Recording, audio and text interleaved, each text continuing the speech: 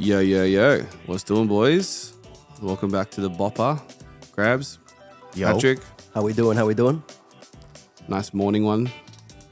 Feeling fresh? No Drink Wests around this time? No, but we shout outs to Project 27 and shout outs to Penrith. Yeah.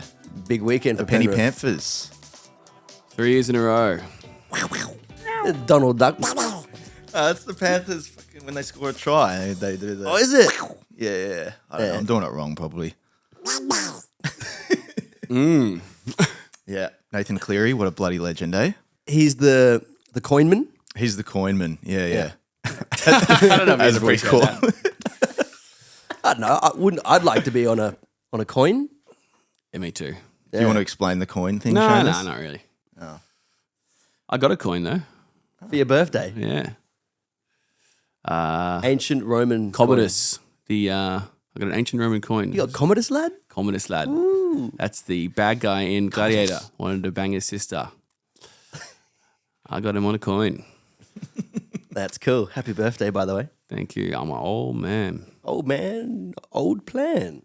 It's probably worth it. We've just come off the back of the Belly of the Beast book launches, which no doubt went really well. Thanks for all that came out. We used to make music. Now we just flog books. Talk shit. We were pretty drunk on the last one, let's be honest. Yeah. Sorry, Byron Bay. Byron, Maybe. I think it was maybe entertaining, but we were definitely there's Guinness on. Had Guinness at the Great Northern. We all enjoyed it. Yeah, and the Brisbane show was pretty interesting as well. It was a Magic Mike section up above. There was windmills going on upstairs. Yeah, a full-on club banging book launch. But they weren't hostile, though, were they? Bris Vegas, they were very. I was expecting so many more hecklers at our book launches, but just our fans were just so nice. It was real good for a chat. Yeah, Actually, there was one heckler in Byron He was just drunker than us, or maybe he's on the same page as us. on the same page. I mean, we handed out $5 notes and free piss, so we probably contributed to his heckling. Well, yeah, we're just trying to bring our own energy to the book launch, which is, we're all having fun here. We're reading books, but we're having fun. We're having a good time. Anyway, this is going to be a long one, so maybe we should get on with it. This is actually the first time that we've done a podcast in the traditional way where you have the guest on the show and then you're done with the guest and then this is the looking back on what we've just spoken about. Reflective, but you don't actually reflect, do you? Conan O'Brien does it, and I listen to his podcast. Well, we didn't know. We used to just get Dante, our guest, to hide under the table, or we'd have the guests sitting right there, and then we just ignore Awkwardly. them for half an hour, and then introduce them. And then I think someone said to me, "That's not how you do it, eh?" So we're doing it the right way. We've just had the chat. We're learning more, because we used to just do it with a couple of SM58s in the sticky stew. So we are slowly but surely getting good at this. The question is, how much more shit can we talk? I'd say a lot. Our next guest is one of Sticky's oldest friends and collaborators. Our relationship with the fella flourished in our late teens, where we would jam together as little wannabe musicians around Sydney's inner west. We would often share the stage in our respective bands, performing half-assed shows in small sweaty venues that now no longer exist. Though I dare say, the man's burgeoning career in the arts really set sail once he got his hands on a camera. Some of our audience may recognise his work on such sticky music clips as How to Fly, Australia Street and Gold Snafu, but as a band we prefer to honour his efforts behind the scenes as a crypto tycoon who was always generous enough to share his spoils with the wider community. Nowadays he's expanded his repertoire to films, TV shows and documentaries, earning a reputation even in his young age as one of the most sought-after cinematographers in the country. I wouldn't say that there are too many other friends in our circle with the fierce creative and all-round general genius that this man possesses. Someone who has backed the band since day dot and a fellow we continually seek advice and guidance from when the band needs it the most.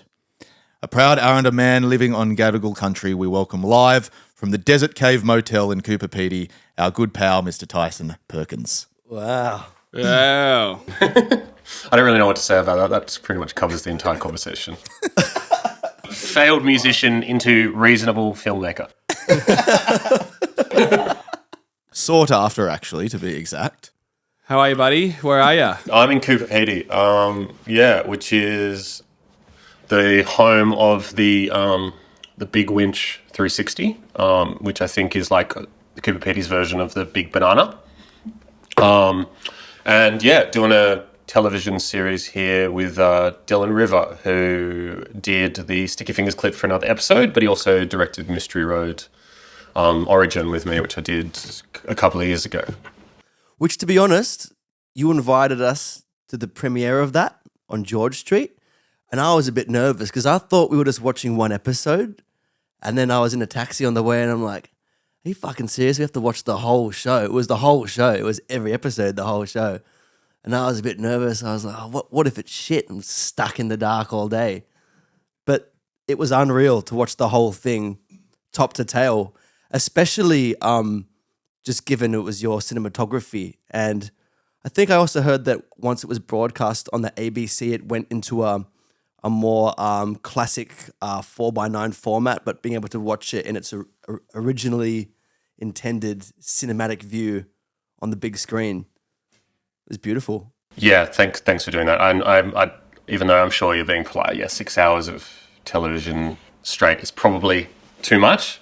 But I guess it's interesting sitting here in Cooper Petey, talking to you guys a little bit about my film career, because I think that even just having a look this morning at, the stuff that we've done together, you can pretty much track my whole career, as I said, from being a failed musician to a pretty shitty filmmaker into, whatever I'd call now, just by virtue of looking at the list of Sticky Fingers music videos that I've done. Even there are some absolute clangers at the very beginning, and then it kind of gets, a little bit better and better. And I think a lot of my career I kind of owe to those music videos and being able to, make a fuckload of mistakes over and over again, with you guys having a lot of patience with me, and up until kind of, learning my craft and forcing you guys to sit and watch 6 hours of my work in a cinema, which I don't think you'll ever do again.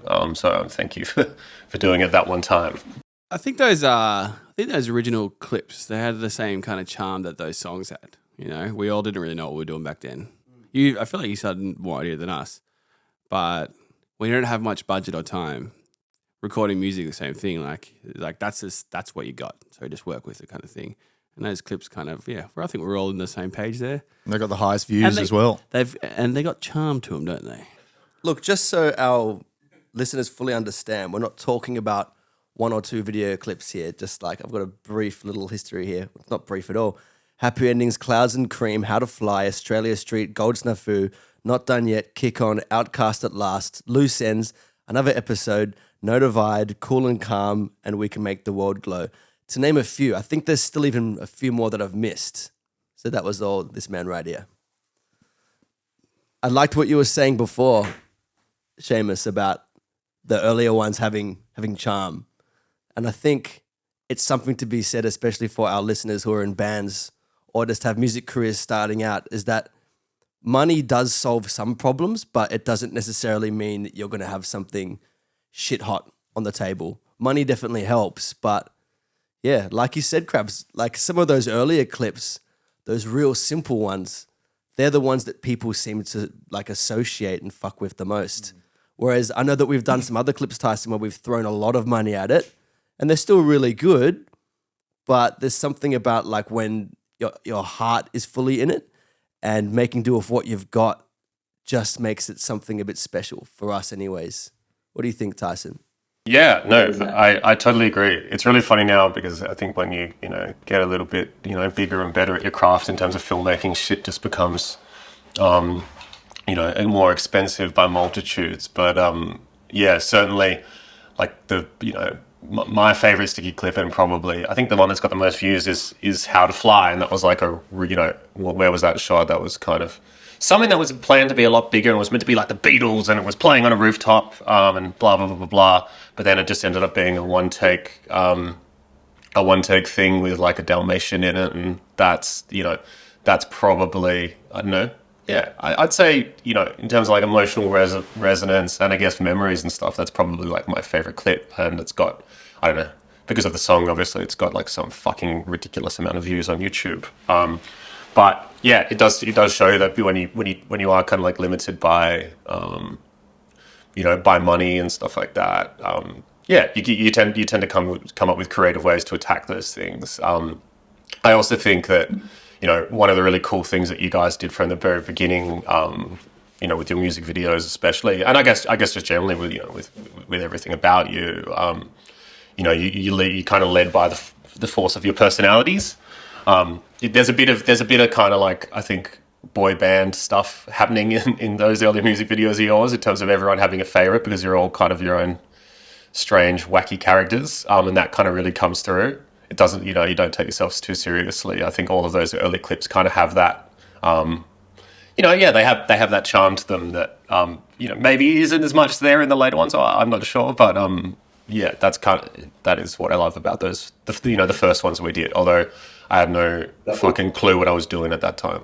I think in those days I was taking my character very seriously. Oh yeah, well I'm not. It was not a maybe joke. Besides you, I was changing the fucking world. Yeah, well, Changing the world. yeah, you can change. just how to fly. That was my Serbian cab driver days. I'm pretty sure we watched that one back on the rooftop after like the first take. And we're like, I couldn't tell if everyone just wanted to knock off early and go to the pub, or if we actually thought we had it there, because you're like, that's a one take. I reckon it's a one take thing. We're done here. I was like, sweet. Well, actually, Tyson, correct me if I'm wrong, but I remember, so a few days after that day, Tyson came and met us at the pub, and he pulled out his laptop, and we were going to try and do the first edit of this thing together over a few jugs of beer. And I remember Tyson pulling down the master shot onto the timeline, and we just watched that once through and just said, I think it's done.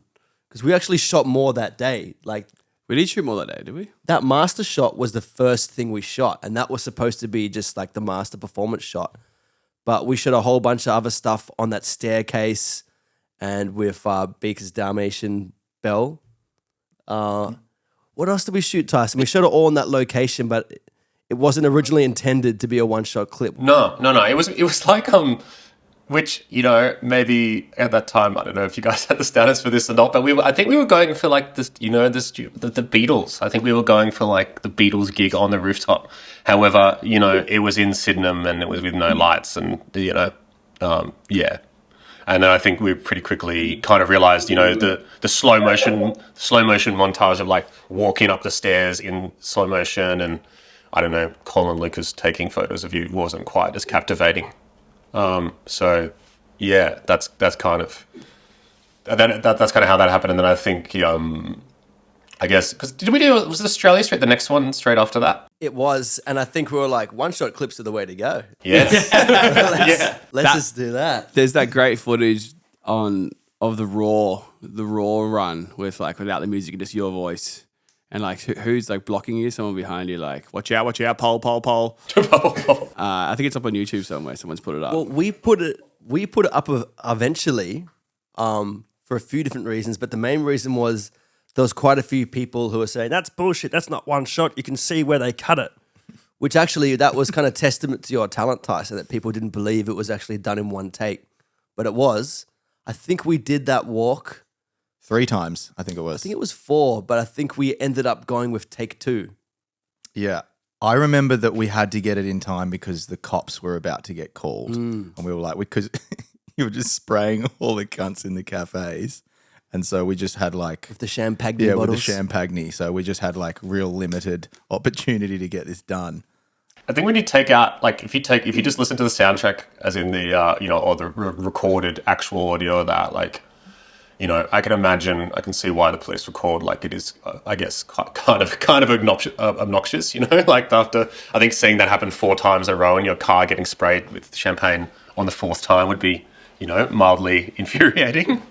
But yeah, I don't really know how we kind of pulled that off. I think the funniest thing that I always think about that music video is that it got ripped off like shortly after that. That actually worked out great for us though, because next thing people were talking about Sticky on the radio over in the UK, and that was timed up with I think our first ever tour over there. So we managed to sell a few extra tickets. So thank you, Chris. Thank you, boys. I like it that it's turned into a bit of a tourism ad, like when we go to South America and we just get shouts to all our fans out there, but they just, yes, Australia looks really cool. Looks really cool. I don't know why I'm using a German accent, but Yeah. maybe it's the Germans in Brazil. Yeah, very cool. We are here in Brazil. Very cool, yeah. Do you want to tell people about that in a little bit more detail, that Coldplay thing? Because I'm not sure that a lot of people would actually remember that or even potentially know about that. What actually happened? We did a video clip where we're walking down King Street with Dylan performing, and he's got just a bunch of half-cut stragglers kind of making a bit of a racket behind him, which was the rest of the band and then all of our friends. And then and it finished with us in Buckland. in me and Tookie's old joint. And it finished. We walked through the party, and then we played our guitars, and Krabs played a what did you play? An accordion. Accordion, right on. And then the Coldplay clip came out. What, like, I don't know, 6 months later or something. I can't remember the timeline exactly, but it was pretty much his version of that, which was like one man band. He had like the drum kit on his back and stuff. Hey, like it was. No, all the bands that were rocking out with him at the end, which was the same as ours. Yeah. Was it on King Street as well, though? It was on King Street, yeah. Down at the hub, his was. Yeah, right. There you go. And I think some Newtown legend wrote about it. He What's- came out, I think that's when it sort of started getting publicised, because he was sort of like making the point of what Newtown has turned into. So These fucks stealing. the ultimate question is: was Thieves. Was it a rip-off or was it coincidence? Because I can't really imagine Chris Martin knowing Sticky Fingers back then. Or I don't Still know. probably now. Like, I mean, you'll never really know, will you? But we like to say he ripped it off. Yeah. Or maybe maybe the budding filmmaker who shot it knew about it. You know? Do you think Chris Martin works with budding filmmakers? Probably not. Everyone needs a shot. That's a very good point. We gave Tyson a shot, didn't we? And then, yeah, where did it progress after your music clip career, do you reckon, Tyson? When did you start getting in the real film world? Because I remember, Redfern Now was a big moment for you. And Yeah, well, it's funny actually because I was just thinking about that. So the clip that is playing behind you guys is Gold Snafu, and that basically, it kind of starting again. After sort of playing in bands and it not working out, did a few things with you guys, and then I was like, okay, actually, sort of I need to learn how to do this properly. So that means going into a proper television crew and working on a proper TV show, which was at that show at that time called Redfern Now. And I guess the best summary of my experience there, and this is I think a good lesson for people who are looking to become cinematographers or looking to get into filmmaking generally, is that I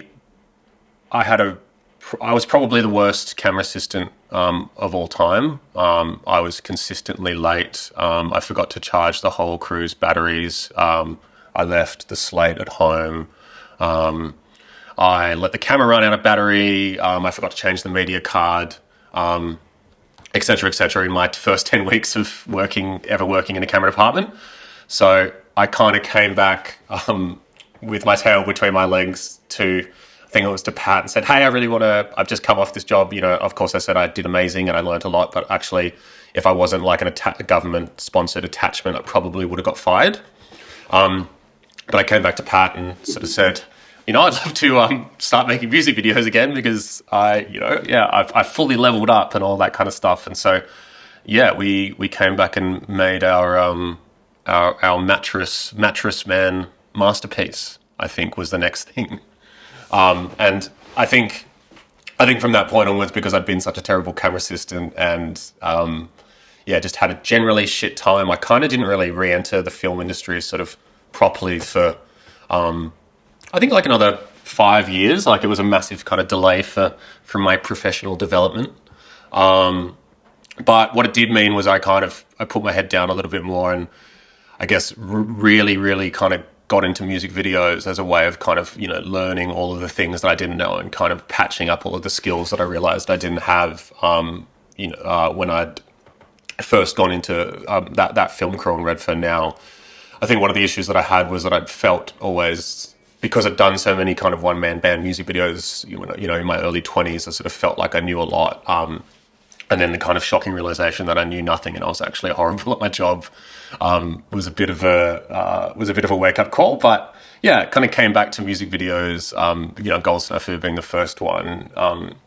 And that was a really good decision for me, which even on this television show now, really, there's kind of echoes of that experience that are informing what I'm doing now. And those are that I've kind of got a really lengthy history of, lighting myself and producing my own stuff and editing and color grading and all of those things.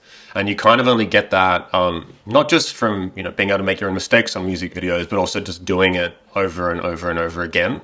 And so I think, yeah, there's a little, even when I look at, say, our music video trajectory together, there's like a little bit of a level up on my end and on your guys' end, as we talked about earlier. I think our kind of trajectories have followed each other in that way. Going from Gold Snafu onwards. And so, after Gold Snafu, I think all of the things that we kind of did together, because I was sort of doing all those things myself and kind of really, really, focused on getting better. Those things kind of got better those things got more advanced as you guys got more advanced. And yeah, you can see that in all the clips, I think. Well, the most recent one was We Can Make the World Glow. And that one is like, we look like fucking pop stars, man. That clip's incredible. And that was done under pretty tricky conditions too. That was during the old lockdown. David. So there was a lot of pre-production for that one. We had Octavia on the art department as well. As a directorial debut, I believe. Oh, that was a co-direct. That was a co-direct. I guess you get to use a lot of with every video clip we were doing and the other ones you were doing. You kind of maybe you're bringing in one new trick of the trade, and you're kind of learning those as you go, aren't you? Tricks that you one day will have to use on set. And it's probably also like that fast-paced nature that probably really helps with a video clip where you got to hustle because of the budget and time and stuff. That probably helps a lot with TV, I imagine. Because I imagine you make a lot of sacrifices when you're doing the TV shows.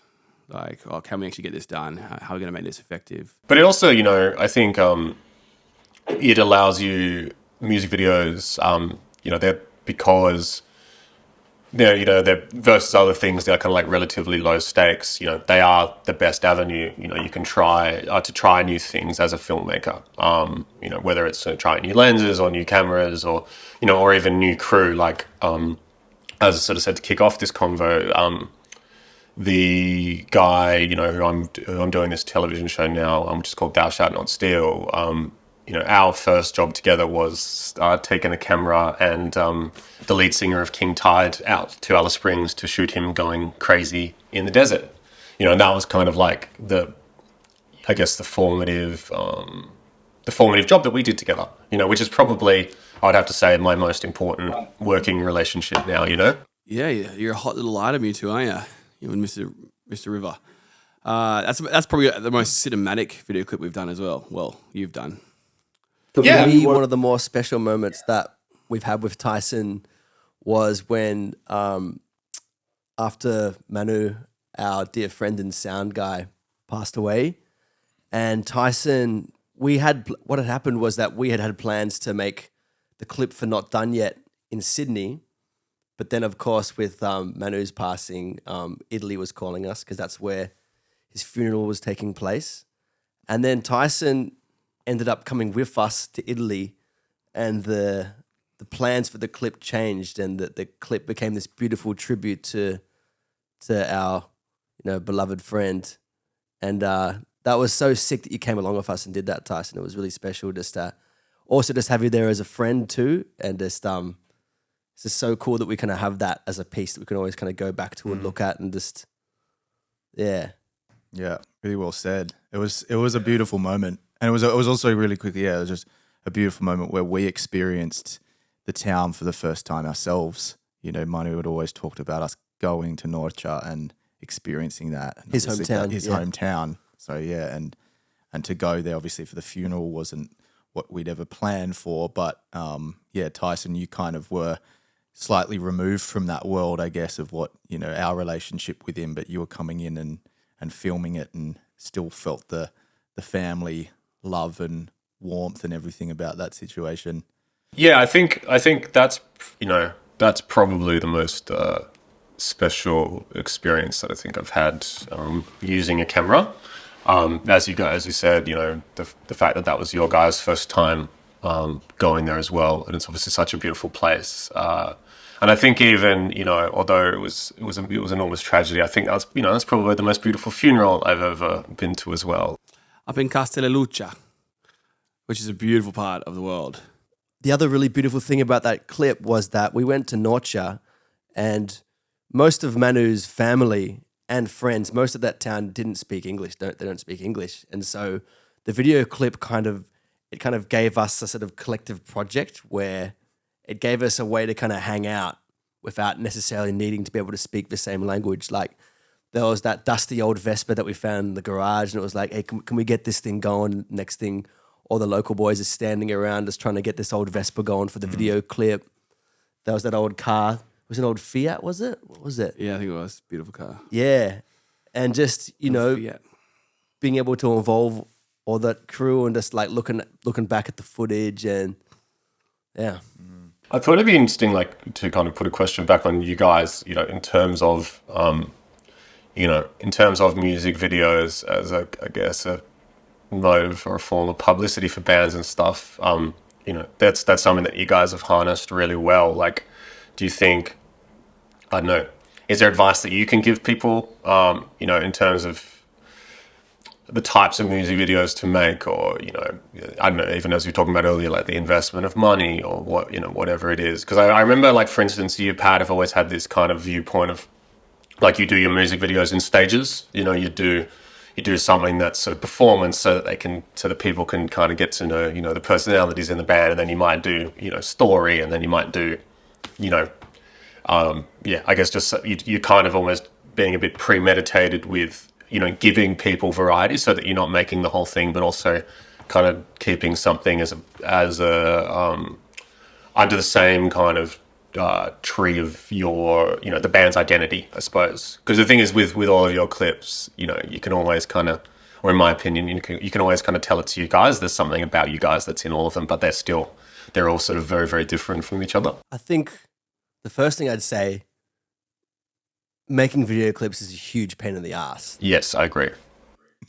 Like, they're a lot of work, especially the ones that end up being really good. They're a lot of work. But the payoff is always huge. And then afterwards, you never regret doing it after you've got the end result. I think as a band with video clips, you have an opportunity to create a world for people to fall in love with. So, if you, in this day and age, you got YouTube and everything, you can go on YouTube from a perspective like, oh, I've heard about this band. Let's go and check this shit out. And you go and watch one video clip and you like it. And then it's like, oh, there's another one. And the next thing you've watched 2 or 3 video clips in a row. And often I think you'll find, and this is from me speaking as a fan of music myself, like, 'cause that's I'll go and check out a band online. And then next thing I've watched a few of their clips. And by the end of that, I've decided, yeah, fuck yeah, I'm a fan. And you've converted people. I think even the simplistic nature of the clips, right? Even going to your question, Tyson, it's just sort of like some of the ones that have just like Sleep Alone, or, they're kind of just sort of, it's almost like a tour diary clip where it's just showing us in different parts of the world, which is kind of like very simple in many ways, probably annoying to edit, but that's kind of what I think fans warm to a lot, is actually just seeing us in different environments and parts of the world as well. But just the simple nature of just seeing us and what we do, I think, is quite captivating for people, which maybe we took a while to really figure that out. I think also, going back to Gold Snafu as well, what we discovered on that set, and I think Tyson pointed out, is that there's actually quite a bit of acting, incidental incidental acting talent within the band. Beaker, for instance, is not here today. He's just like a pure, like physical, Comedic genius. physical genius with the comedy. Just hilarious. I think it's interesting is on the last, well, sorry, not the last one, but on what's that album we did once upon a time? Yours to Keep. The biggest, like I don't know if it's always like whether the song intertwines with it, like, but Cool and Calm, that was easily the cheapest clip we did on that little, like, on that album. On the Super 8 camera On the Super 8. Shot it like over a couple of days. In fact, I'm not even in that. We had my mates do a stand-in at one point. Where was I? I was skiing or some shit. I was like, this PC, if you want to stand in for me? And so he got his little debut as well. You know what? I'd actually forgotten. So I've gone back and watched that clip and I thought it was you too. But you weren't there. I was not there. There you go, eh? But also shout outs to all our friends as well, like who have always been in the film clips. I think that's that's been a big help, you know, all those friends that are listening right now. That's like one of the least painful things about them, huh? Is that you can actually get, that's kind of one of the ways of getting, you know, the community that's around the band or whatever into, I guess directly involved in the band in some way. Tyson, I wanted to ask you, my man, what do you think, just for people out there who are, you know, getting started with making video clips or getting started with their bands, like what do you think is important in a video clip and what isn't? I think the main lesson that you guys and I have learned throughout our various, sometimes successful, sometimes failed attempts to do music videos is that one of the key things I think is trying to do or not trying to do too much. There's so many times where we've had these quite kind of elongated, lavish, say, story ideas that, we've realized will just, cannot be told in 3 minutes. And we spent quite a lot of money trying to do so, only to, either have to pad the clip out to 5 or 6 or 7 minutes or, turn it into something totally different. As I think we kind of hitting on in the conversation here, it almost feels like simple is better. Certainly, with the using your guys, the videos that we've done together as evidence, like, I think when we've just tried to do one thing really well, that's been the thing that's sort of worked the best, from the shooting process itself to the final result. But I also think it's about recognizing, seeing music videos for what they are, which is I guess once you get into the larger scale film industry, which is film and television and advertising and stuff, there's so many more parties that have a say in it and kind of have the means to kind of change what the original concept is or whatever. Whereas, with music videos, they're the best venue to, try and make your own mistakes, to try new things, and, to collaborate with people in a way that, isn't high pressure and should just be really fun. Like, I think I would say that undoubtedly music videos are probably the most important education avenue, for a filmmaker. Because, you can make music videos, just to get your chops up. You can make them for, bands that you don't know and, just put them up as something that's like unofficial. They're just a really good way of kind of exploring your own creativity. And as I said as well earlier, the idea that because of the limitations of money and stuff, you have to learn then, creative ways of doing, of doing things, of lighting, of kind of getting around, of problem solving concepts so that you can do them, on a shoestring. And those kinds of lessons kind of carry through as things get bigger and bigger. All that kind of meat and two-veg stuff that you learn about filmmaking. Those lessons kind of become the formative basis of your career as you get older.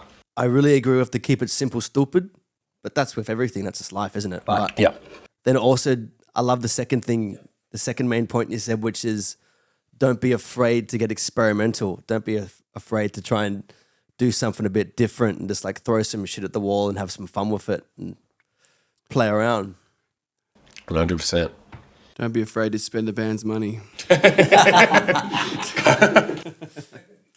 All right, I think that was good. Shall we move on to the next topic? Yeah. So this weekend is a big one for Australia. Historically, we're all going to go and vote for a referendum. For those who don't know, outside of Australia or potentially even in Australia, this is a vote for there to be an amendment to our constitution in which Indigenous people will have a voice in Parliament to be able to suggest ideas regarding situations involving their people in Australia, in and around Australia. So this is something that's very important to us, the band, and hopefully it's important to everybody listening too. But, I imagine that there's quite a few people out there who have potentially already made up their minds as to whether or not they're voting yes or voting no to this small amendment. But maybe I also imagine that there's quite a few people who haven't even thought about it yet. And for, some of our listeners outside of Australia, you wouldn't even know what the fuck I'm even talking about. But for this next portion of the potty, we'd like to welcome a second guest to the show. Krabs, do you want to fire away? Yes. Our next guest has been a great supporter of the band in more ways than one. A loving mum and a natural leader who has not only gifted the world through her own artistic pursuits, but has literally reproduced the talents through her many offspring.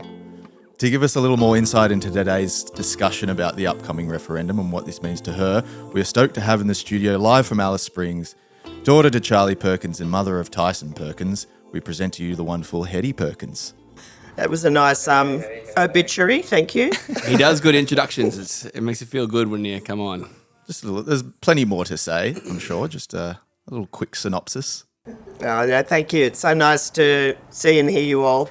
And, thanks for having me on. It's been a while since we've caught up. I've been up here in Mbantua, Alice Springs now for a year or so living here and been working on a few things. But one of the things that I've been actively watching is, of course, the referendum in the lead up to and seeing what people are talking about and, listening to people on the ground up here. Been travelling around, been going out bush quite a lot, visiting remote area art centres, and they're often based in, really small communities, and so I get a chance to talk to a lot of people, not only about their art, but of course with Aboriginal and Torres Strait Islander art. The art is political, the political and personal, they're not separate things, and so, we talk about a whole lot of things, and I've got to say that there is this huge groundswell of support for the yes amongst remote area communities, people I've been speaking to. So, young people, like yourselves, people more my age, older people all saying that it's a good thing and they want everyone, to get behind them and support them because they want this voice to Parliament. They want the same voice that other groups, that other sort of special interest groups have. And so I think we do have, as you said, a real opportunity to turn the tide here in this country and to listen respectfully to, our voices, the voices of our First Nations community. Yeah. And I encourage everyone to vote yes, clearly. Yeah.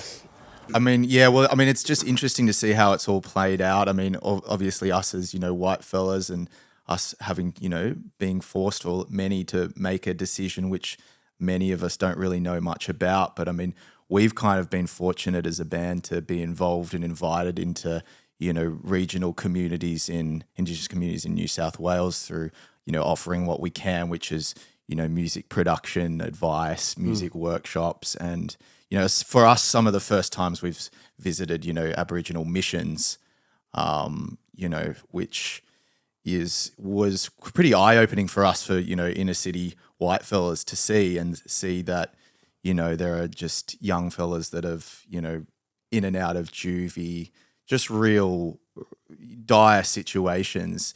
And you just sort of think, what can you do? How can you not only acknowledge this, but do more in many ways? But also there's amazing things that are going on there. I mean, we've been working specifically with an organisation called Mad Proper Deadly, Shout outs to Nate there. And yeah, one of kids, probably won't mention his name, but, he was, basically we did a workshop with him, and phenomenal rapper, real aspiring young musician, only 16, but, kind of next time we went up there, he was in juvie, so you're sort of seeing firsthand what it is like for young mob up that way, that, and in communities as well, where there's like not a whole lot going on as well. And it really feels like there is, much more that can be done from government, and much better, probably, we think, communication pathways, which I think is what The Voice offers, right? I think we were talking about this a bit last night, Tyson. Like, it's not like there aren't already, certain things in place to try and make a difference in certain communities, right? But then the whole point of this referendum is like, look, if we're putting resources towards something to make it better, why don't we actually get the advice from the people who know about it best? Yeah. That's absolutely true. I mean, yeah. I'll just say, Mum. I think so. I think one of, I guess the most kind of prescient thing that when I hear about the good work that the good work that Nate does, and the great work that you guys do, in those communities with the music production stuff, I think it's a great example of sort of what something like The Voice can do. That being that you've basically got you see the outcomes of a project that is led by an Aboriginal person, that appeals to Aboriginal young people.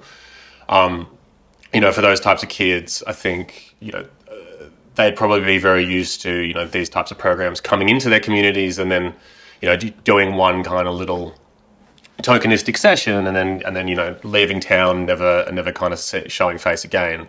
Whereas what I think you guys have always told me about Mad Proper Deadly and the results they're getting with those young kids is you go, okay, here's an Aboriginal person that is obviously utilising his resources and his connection to government funding, all of those things, but also the people around him, you guys, I know the One Day guys, all of those other different people, and kind of showing up, week by week, month by month, year by year, and delivering delivering an environment and a space for them, to learn and to have aspirations which might be outside their existing experience, but also delivering it to them in a way that, I guess reflects their own life experience. Like Nate is a guy, who's grown up, in those areas in New South Wales, which they've grown up in, and he understands the experiences they've gone through. So he's got this way of kind of tailoring, the lessons, that he's learned in his life, and kind of imparting it upon them, and it's that a program like that is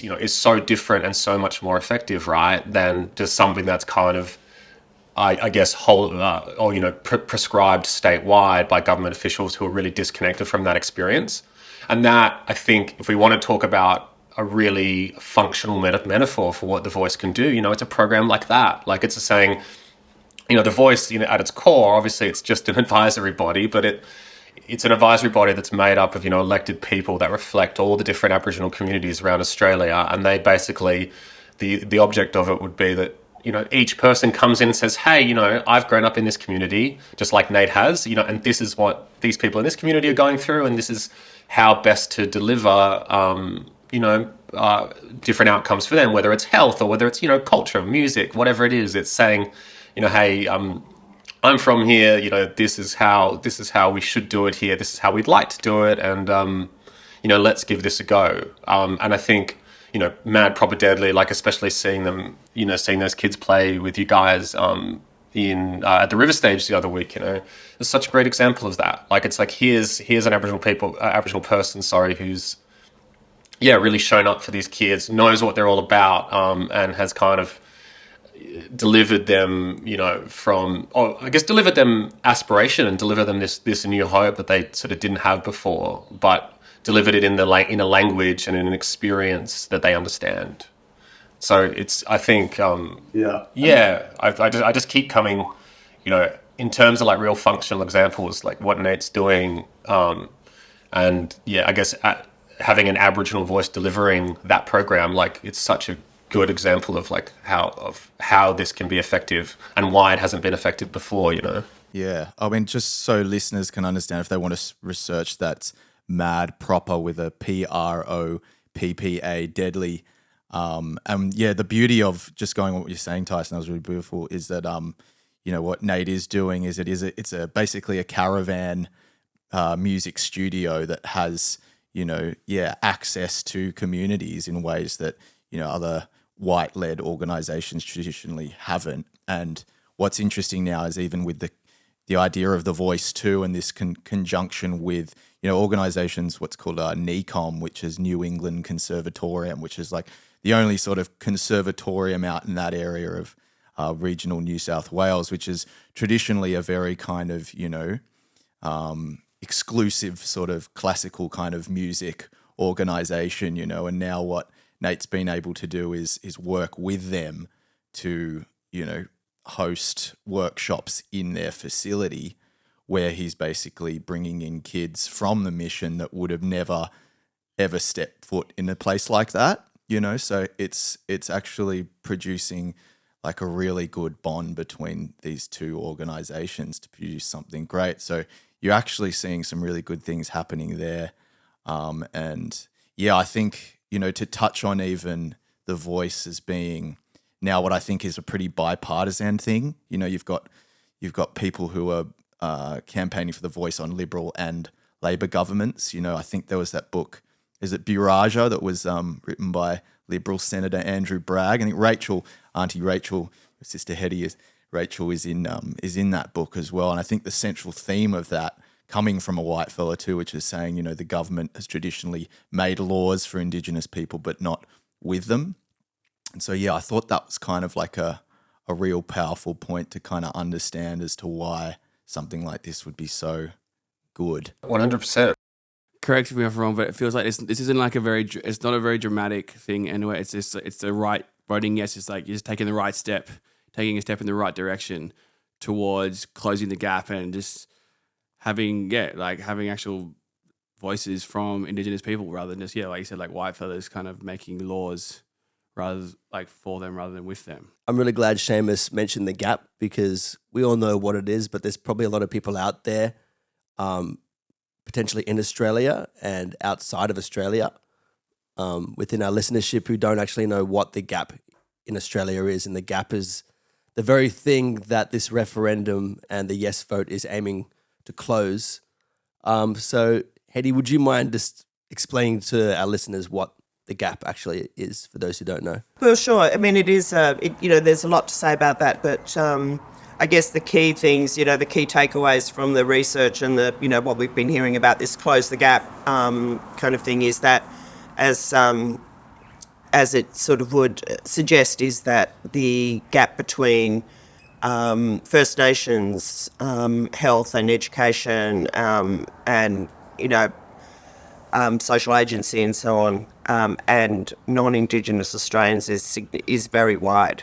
So those, when it comes to things like life expectancy, infant mortality, incarceration rates, learning, how high you get through the education system, if you like, all of those things, we are way behind the rest.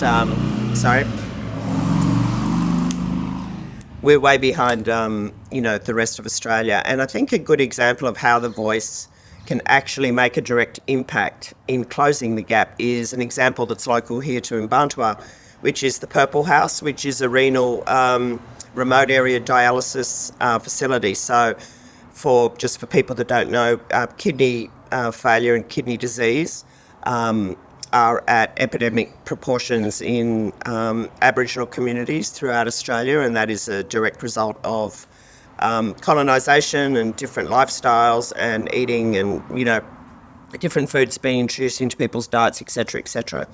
And so at one point, and I think it would still be pretty equivalent today, the rate of people dying from renal failure was one of the highest in the world. And so when we talk about Australia, that is a very developed country, obviously, first world or whatever you want to call it, to have these kind of health statistics for a significant member of the significant group of the population or demographic is quite it's shameful, really. Anyway, so back in 2000, we held a fundraiser to set up this remote area dialysis service. And now the life expectancy of renal patients is actually higher than any other demographic in Australia. So it's been and it's because it was led by Aboriginal people, particularly from the Western Desert, and now they provide this service to communities right throughout the Northern Territory, into Western Australia, South Australia, and across to Queensland. So, this is an example where Aboriginal people have led that process, have led that initiative, fundraised, got people on support. We actually have an dedicated item on the Medicare system now.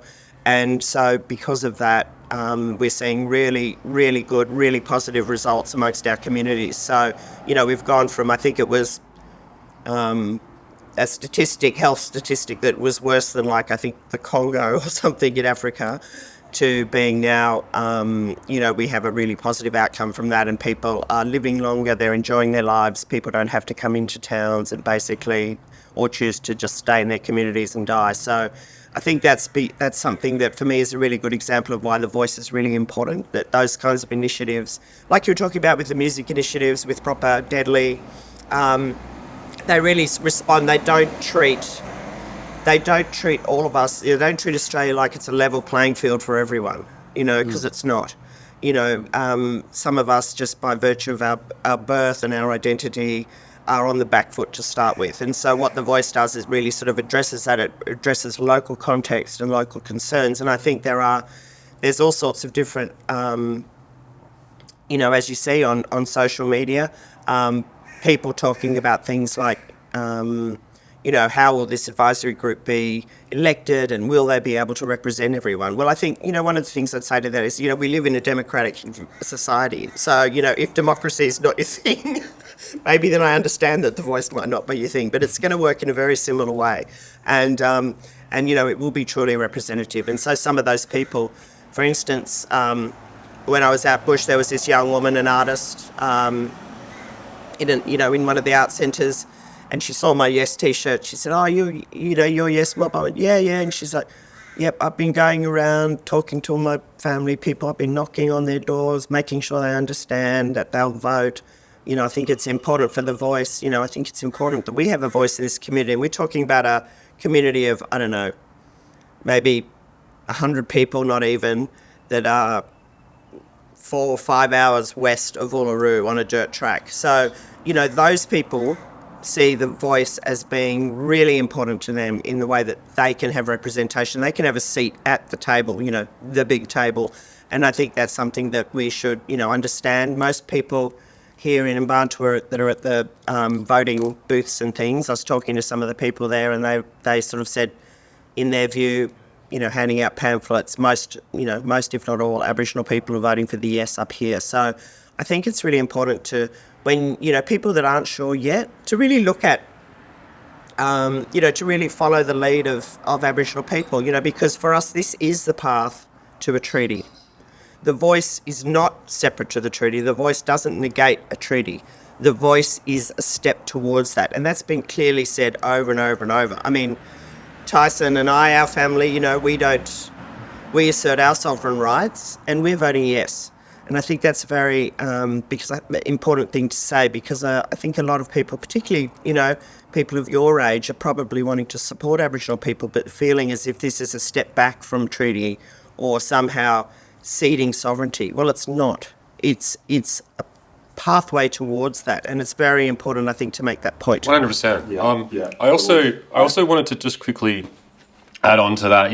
I have been seeing this kind of funny argument on social media and in some of the sort of larger scale newspapers and stuff around this concept that not all Aboriginal people even support the voice. They're even undecided amongst themselves. I would just remind people, pretty much all of the polling amongst Aboriginal people says that 80% of us do support the voice, and I think that kind of divergence in viewpoints, that would be like saying, because Peter Dutton and Anthony Albanese don't agree on everything, that'd be like saying, well, not even all white people, support issue X. Like, there are always differences in opinion. We differences in opinion play out in our parliament every day. They play out on the street every day. Aboriginal communities are exactly the same as that. But in terms of hard numbers, there is more of a vast majority of support for this voice, amongst Aboriginal people than there are for the currently elected Prime Minister. There's more unified consensus than there was in the previous election for the person that's running our country. I'd also, I think, just as another little kind of real world example for me in my film work that really, I think, before the referendum, was a thing, or sort of started to become a thing, and the statement was written or decided upon in, 2017? I'd done some work with a Redfern organisation called Tribal Warrior. And they basically are an organisation run by Uncle Shane Phillips. I think it was started in the late 90s. And the object of it was to try and get some better outcomes for the young people in Redfern during what was a pretty turbulent time in that community. I'm sure, even though it's had very many different meanings over the years, for the vast majority of people, when we think about Redfern, we'd probably think about the block. And, there's been some really, really horrific things that have happened there. I'd say, the block, more that a sort of symbol of maybe, hope or positivity. It probably carries notoriety for quite a lot of people, I think it'd be fair to say. But basically Shane, and I'm sure a bunch of other people, started that organisation as basically a kind of like holistic, like a mentoring service, you could say, which the idea is, to get kids, into different programs and into different pathways, whether they're related to education or employment, or even really interestingly, relating to their interactions with the police. I can't remember the exact name of the program, but they had this really cool program, where they'd get kids who have committed, offences, whether they be minor or major, and they'd actually have them do boxing in the mornings before they went to school with police officers. And it was about, again, speaking about the voice, it was, this idea of an Aboriginal voice. It was about basically putting them, in a room with, Aboriginal people, Aboriginal sort of elders, or just, people older than they were, that was from the same community as they were, as these kids are, or these kids were, with police officers who they were, often in opposition to, with the idea of just sort of, I guess, obviously having it out in a boxing sense, but also just kind of like having a yarn and trying to see eye to eye. And that program basically just had like phenomenally good results. Like when I was doing the little sort of documentary piece about it, like, it was something like it had this impact on Redfern that like lowered the crime rates by 82%. And there was I think there was a saving, like if these kids had, these kids who were going down this pretty bad path, if they'd been kind of just left to their own devices and had gone through the prison system, et cetera, or, had dropped out of their education, like I think that would have cost the state government, $8 million just on the 10 people that were surveyed by this one, I think it was the University of Sydney survey or something like that. If they'd, then gone through the prison system, et cetera, et cetera. Now that program, like Tribal Warrior, because it's, I guess it's Aboriginal led and it's tailored to, the specific experiences of Aboriginal families in kind of Eastern and South Sydney, that's kind of turned into this, really, really large scale thing, where there's buses that go out of Redfern every morning, pick up kids, take them to sort of programs, exercise programs before school, give them access to computers, but also really importantly, link them up with older, men and women from Redfern. They link them up with, 30, 40, 50-year-old men and women who have, lived in Redfern in the really hard times, have come from housing commissions, have sometimes not been educated, and it creates these relationships where, it shows kids what, the signs of, what can happen if you live, a positive lifestyle, if you get educated, if you sort of, you show up each day, And again, as I sort of said before, it's delivered in a way which is, culturally specific to these kids. And yeah, the outcome of that has been, has been absolutely, undeniably kind of fantastic, and it's exceeded, I think, everyone. I think it's fair to say, Redfern's probably been the subject of, I'd say, a huge amount of government money in terms of trying to repair the situation there. And Tribal Warrior is an example of is just showing, okay, well, actually, if you put Aboriginal people in control of, or not just in control, but if you give them a seat at the table and if you give them a voice in administering these programs, you get better outcomes, but also it saves a lot of money. The cost to run a program like Tribal Warrior is, versus say $8 million for 10 kids in, who might go on to be in prison or whatever it is, like it's significantly cheaper. So, there's that too.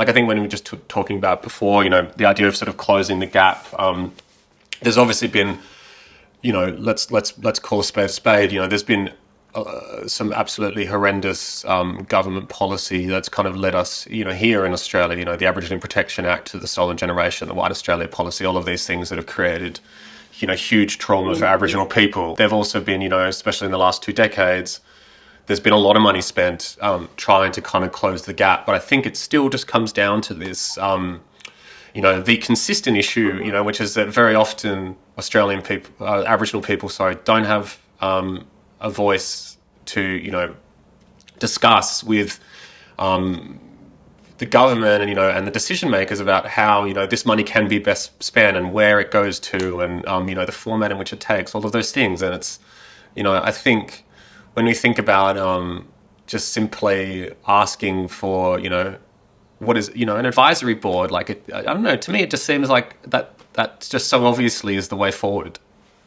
And, I think on a government level, it so obviously is going to help us kind of save money and better direct these things. And, rather than create division, I think it will, create unity. It'll create unity in terms of, closing the gap and, letting our life expectancies meet, letting our levels of education meet, all of those things, sort of become possible. Yeah. Breaking cycles like these kids that are like almost indoctrinated into like the incarceration system at such a young age, and it becomes so normal for them.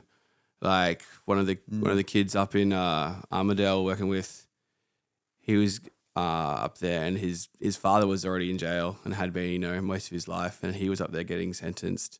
And it's kind of nothing to them. Like, oh yeah, still a couple of years here and there, and like they're not even 14 yet, and then it's kind of like, so it's about like finding ways to break those cycles, and just the same old story for just decades now that we have to like try and figure out new ways because what we're doing isn't working. So figure out new ways to actually tackle these problems. 100%. Yeah, just on that point of what it means, rather than division, I actually see this more as unity. It's actually a way of kind of strengthening our kind of national identity in a way of like actually just sort of saying, well, yeah, this is it's also culture that, you're instilling in a constitution, but you're kind of also saying like this is, thousands of years old culture that we as a nation kind of value too. And this is something that's more spiritual. It's something when we go and play overseas, it's like, I go over and, we always often the New Zealand example gets used, and you see white fellas who are, speaking a lot of Maori, and they just sort of very much engrossed in what that means to them as people. They're sort of proud of this heritage, and I sort of feel that, long in this country, there hasn't kind of been that for a lot of non-Indigenous Australians. And, that's even something that, The Voice, I think, can hope to do as well, even though that's, only a sort of maybe a minor part of what's hoping to be done here. But well, when you mentioned thousands of years, right, the relationship that Indigenous people have with this country is ancient, whereas Australia as a country, or white people, we've only been here for a couple of 100 years. So the country as we know it now is still a very new country, I guess you could say. So we're still sorting a lot of shit out, a lot of shit that's happened since we've come here. The damage that we've done to Indigenous people and culture is huge. And the vote for this weekend is hopefully just a very small on the way thing to reconciliation. Yeah. Sure. I mean, I was actually on that point of like history as well, and having you here, Hetti, it would be great for you to maybe talk a bit about your father and Charlie Perkins, who was so instrumental in the, Indigenous civil rights movements within Australia. And The Freedom Ride. Yeah, the Freedom Ride. He's a legend in Moree, as well. When we go there, everyone's sort of... Great soccer player. Yeah. And the first Indigenous fella to go to university, I believe, as well. Yeah. And also, he also led the attempt of referendum in 1967, was it? Well, no, the successful referendum, but he was a pivotal part of that, right? He was the... And Hetti, you would have been 2 years old when that went down, right? So you were around, but you probably can't remember the day. No, I don't. Don't remember it exactly. I think I was actually. Mum was pregnant with me when Dad was on the Freedom. When Dad went on the Freedom Ride throughout Western New South Wales, and that's why we got a lot of lovely extended family that way, or Moree mob. Walgett, a lot of those communities out there, and they really, again, it was, Dad always said he didn't do it by himself. It was very much a collective effort from not only Aboriginal mob, but also, of course, white fellas that supported us, and that's certainly what happened in the referendum in 1967, which was, 99% of people voted yes or something, and, it'd be so great to see that happen again. Twice in my lifetime. And that was really that referendum. There was a number of things that were in that 67 referendum, but one of them was for us to be counted in the census and for the Commonwealth to have power to legislate on our behalf, so we weren't subject to state-by-state race-based laws.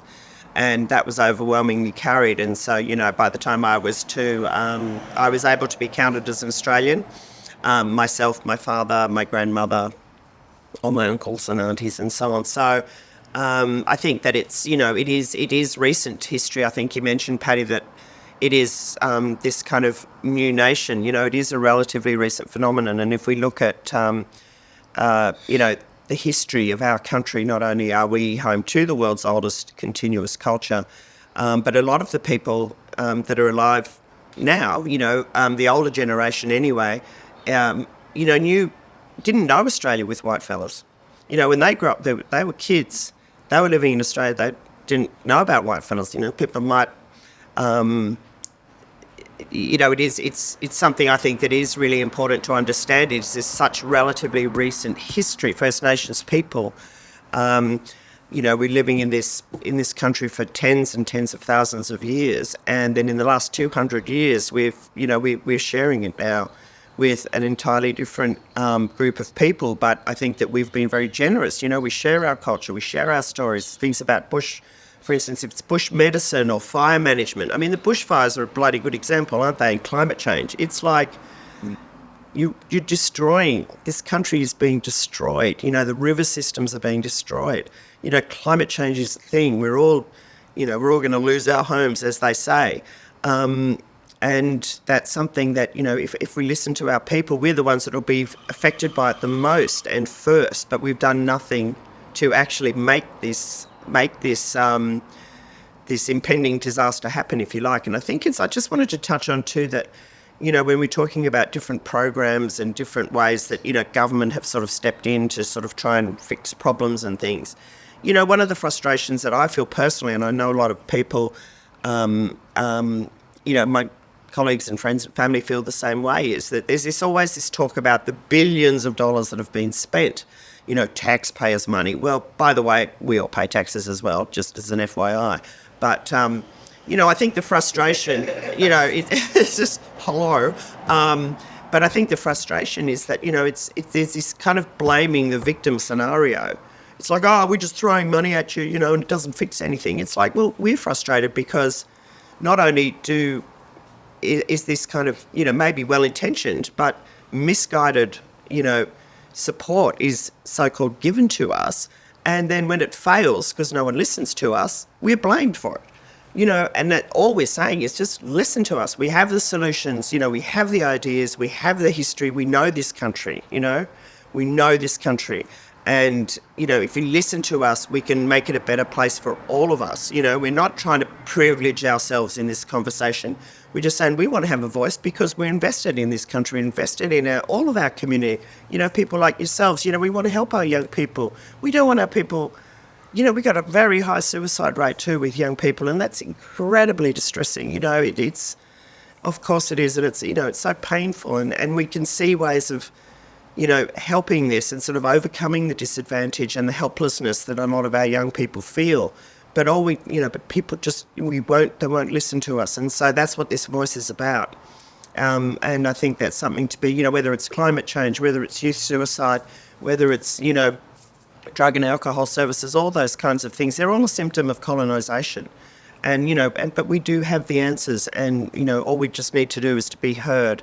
And that's, I think that's a really important point to make. And going back to Dad, sorry, where we started, Big ups, sorry Charlie. about that. I think that, he'd be at the forefront of advocating for this yes vote.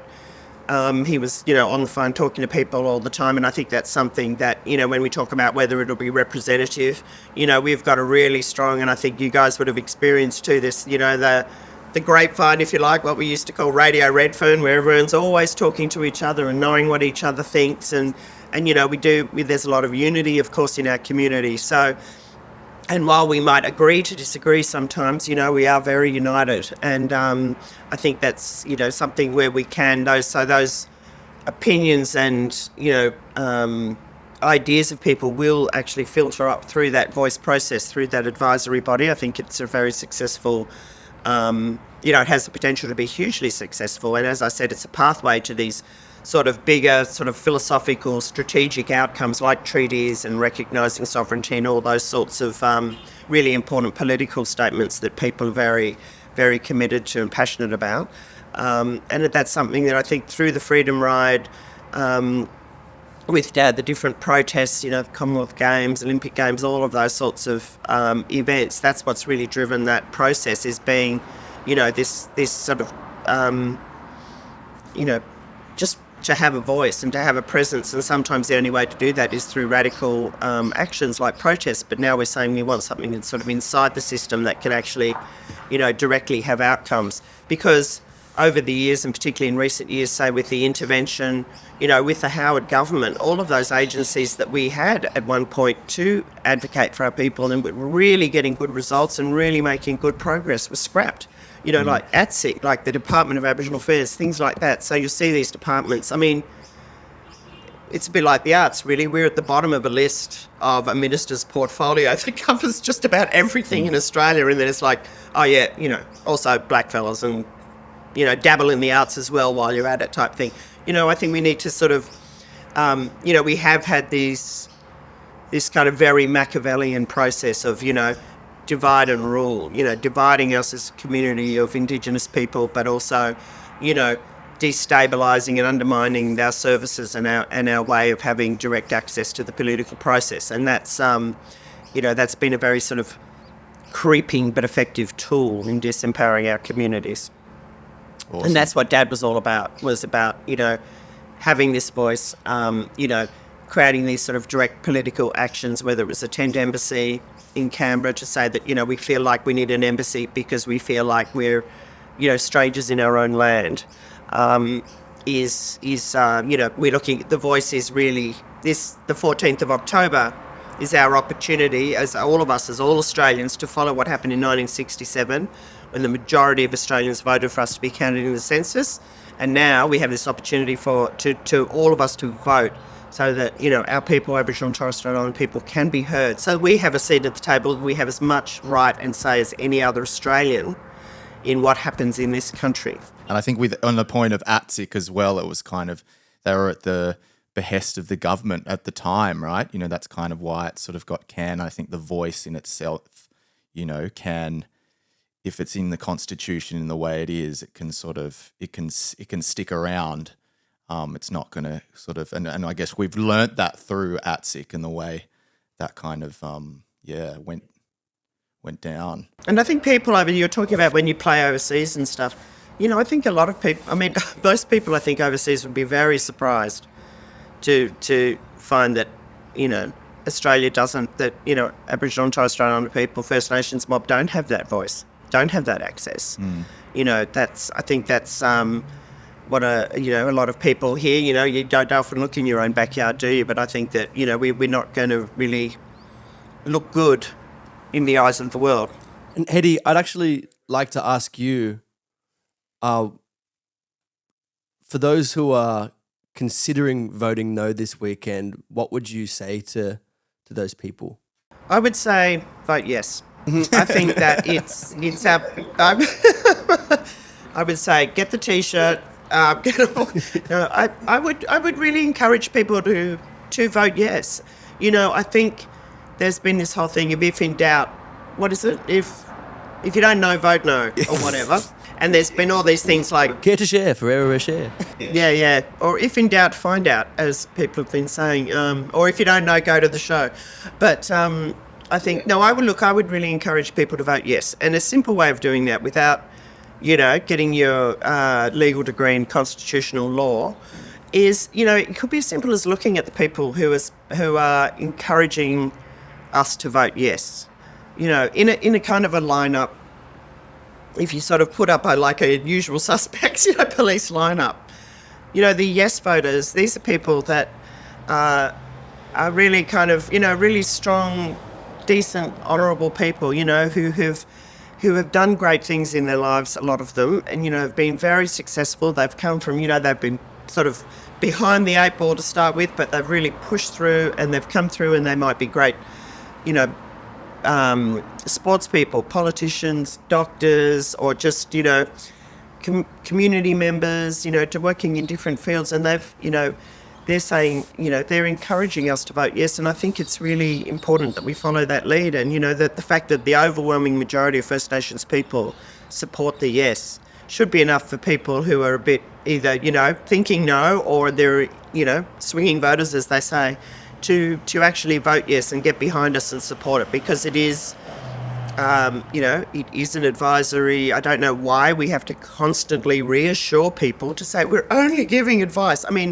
That's a kind of a, this default position of that we shouldn't actually, I'm really worried that Aboriginal people actually be able to make decisions.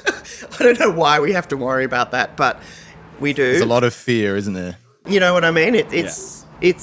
It's like I think Tyson said, it's not a huge ask. It's just saying, can we have a seat at the table? So don't be a pest. Vote yes. Vote yes is the simplest thing. And I would say, there's been a lot of respect saying, oh, you've got a right to thing and it's okay to vote no and all that sort of stuff. Well, I don't agree. I don't think it's okay to vote no. I think people are morally, logically, intellectually, philosophically obliged to vote yes. And I encourage everyone to do that. Awesome. Even Malcolm Turnbull, he originally said no to the voice, didn't he? And now outside, I think I just read an article recently, you can look it up, where he's sort of advocating for the voice now. Really? Yeah. So I think it's also interesting to see the people that have gone from the no camp to the yes camp. I thought that was that, and particularly the leader at the time that said no has now come back and, they do that, don't they? Prime ministers. Well, they do. I think that's kind of interesting because there's some that are, they're obviously thinking about it and, whatever. Then you've got your Kamals and he's just flip-flopping like a burger on the barbie. So who knows what he's going to do. But then you get people, then you get some people you got Peter Dutton. Well, you know what? He's always going to vote no. That's the thing. You sort of got to look at who's giving the arguments. There's different sorts of media conglomerates and empires, as we know, that are sort of promoting a particular way. And what is their interest? But I think it's the sort of, I'm particularly concerned with I think it's mostly young people that are very, potentially non-Indigenous people, that are very supportive of First Nations community and rights and all of those things. And they might be voting no because they feel that somehow this dilutes our sovereignty, or it will disable our ability to negotiate a treaty. And I would say to them, and I'm sure there'll be some of your listeners amongst them, that the yes vote is a path towards that treaty. In no way do we cede sovereignty by saying yes, by having a voice at the table. It's a very constructive way of achieving those outcomes. And those outcomes are very clearly in all of our minds, and all of our yes voters' minds, I mean. So I would recommend people that think they're being politically supportive by voting no to, in fact, see that this is an opportunity to further those political aspirations by voting yes. Yeah, I think it's a great opportunity for all Australians to be prouder to be Australian. Where, like we're talking about before, when you go overseas, there's people you kind of like, oh gosh, you don't understand the way the government treats First Nations people. It is an embarrassment, and this is a great chance for us to take this step in the right direction to, trying to fix these problems and just be prouder Australians and know more about the culture. And because there's so much we don't know because we don't learn about it in school. We learn about Captain Cook, we don't learn about First Nations culture or people or language or anything. Or learn a bit of art maybe here and there, but I learned Italian, I think. yeah, there you go. Or this weekend, just look at it for what it is, and that is that it's, just trying to make permanent Aboriginal people, us having a voice to talk to matters that affect us, and to deliver out better outcomes for us, and to, I guess, unify Australia, as black and white in that sense, to bring, as I said earlier, our life expectancies together, our health outcomes, our everything, up to the same standard that the rest of Australia expects of themselves. And that being done just really simply with, ultimately, as like the Patuta advocate said, getting a bunch of black fellas in Parliament to have a yarn about it, I reckon is, what's the worst thing that could happen? You don't have to listen to us. Look, in case it wasn't already clear, Sticky Fingers, as a band, as a crew, whatever, we wholeheartedly support the yes vote, and we think it's just the clear right thing to do, just to try and right some of the wrongs done to our Indigenous brothers and sisters over the past couple of 100 years. And I think it's probably also worth mentioning that we aren't being funded at all by the Yes campaign. Oh, by the elites. People DMing me thinking Bill Gates. Yeah, they think how's all the money, crabs? Yeah, and I'm like, what are you talking about? So no, I think just to reassure everyone that we're doing this off the back of the fact that this is something important to us and it means something a lot to us and this is a big moment in our history, and we kind of wanted to talk about it and in this kind of way, and so grateful for having both of you here to impart your knowledge and we really hope all our listeners have, whether they're on the fence or not, can really now think of this with with greater importance and can make a decision come Saturday, and also not forget to vote as well. Yes. They're not on the bend or anything. They're actually coming in hot Saturday. It's funny you mentioned that. I did that on the bend once. I went to go vote on the bend, and I thought I was in line to vote, and I got to the front of the line and realised I was in line for the sausage sizzle. And it's hot from that line to the actual line with the sausage sizzle. Worked out all right. Yeah. Yes, that's right. I mean, everyone will be lining up for the sausage sizzle for sure. But you have to definitely write yes as well. As we know, there's been all this stuff about is a cross or a tick. It has to be yes in English. Okay. So perfect. go write yes and get a sausage. Vote yes with Make a Best or something like that. Awesome. Hetty and Tyson, thanks so much for being on the Big Bopper. We love you. Fucking we'll A. see you around. Thank you very much for having us, guys. Love yous all. Love yous all. Rock and roll. Cool. Ciao for now. Saving all for my friend, 'cause he wants to put them lasers to